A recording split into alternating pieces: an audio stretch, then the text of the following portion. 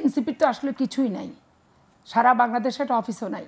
তো নিবন্ধন পেতে গেলে প্রত্যেকটা জেলা শহরে একটা অফিস তালা বন্ধ হোক আর তালা ঝোলা হোক, একটা দপ্তরি দিয়ে চালাক আর পিয়ন দিয়ে চালাক, ওদেরকে তো চালাতেই হবে।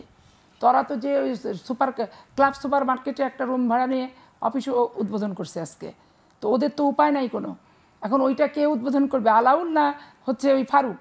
ও দিয়ে তো চলবে না, এ তো রিজেক্ট মাল, সব দল করছে ওরা, এমন কোনো দল নাই। আর যে মিটিংয়ে যে ছেলেপেলেগুলো গেছে, ভোটার কয়টা? ম্যাক্সিমামই নন ভোটার। তো এগুলো তো আবার শেষ পর্যন্ত টিকেও থাকবে না, বাপেরা তো ভোটার ওদের, এবং সব বাপেরা ধানের শেষের দেখবেন ভোট দিবে।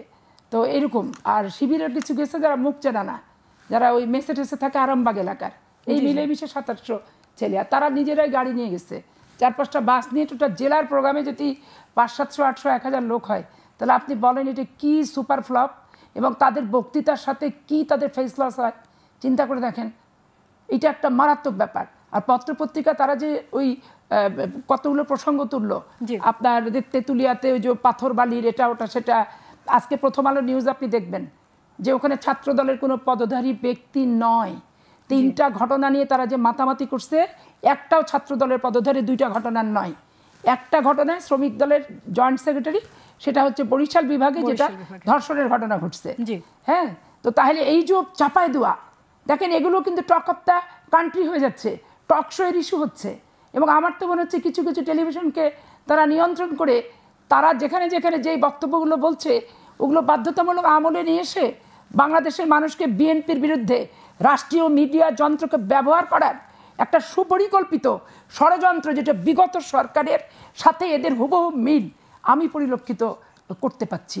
তো এইটা মারাত্মক ভয়ানক একটা পরিস্থিতি। এবং এইভাবে যদি সরকার তার দলকে তাদের বক্তব্যগুলো এইভাবে ছড়ায় ছিটায় দেয়, এটা খুবই একটা ভয়াবহ। তবে কোথাও যে নিবন্ধন পাওয়ার মতো অবস্থান গোটা বাংলাদেশের 64টা জেলা তাদের নাই, আমি বাস্তব সত্য কথাটা আপনাকে বললাম। এবং তারা ওখানে টিকতে পারছে না, তখন বিএনপির বিরুদ্ধে শুধু বিষোদগার করছে, কারণ সবগুলো বিএনপি সিট, সবই বিএনপির সিট। তারা গোপালগঞ্জে যাক, যে দেখি বিএনপির সমালোচনা করুক, টঙ্গিপাড়ায় যে সমালোচনা করুক, ওখানে তো বিএনপি স্ট্রং না, বিএনপি ওখানে যেতেও না।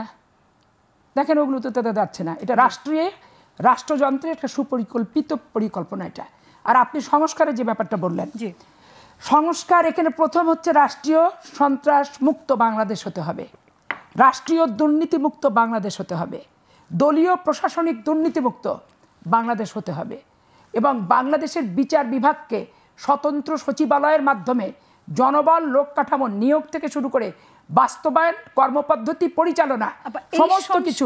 এই সংস্কারগুলো যেগুলোর কথা আপনি বলছেন, এই সংস্কারগুলোকে আপনি নির্বাচনের আগে পরে ব্যাপারই না, নিয়োগ হয়ে যাচ্ছে আইন কর্মকর্তাদের 300 জনের, বিচারক নিয়োগ হয়ে যাচ্ছে, কয়দিন লাগে?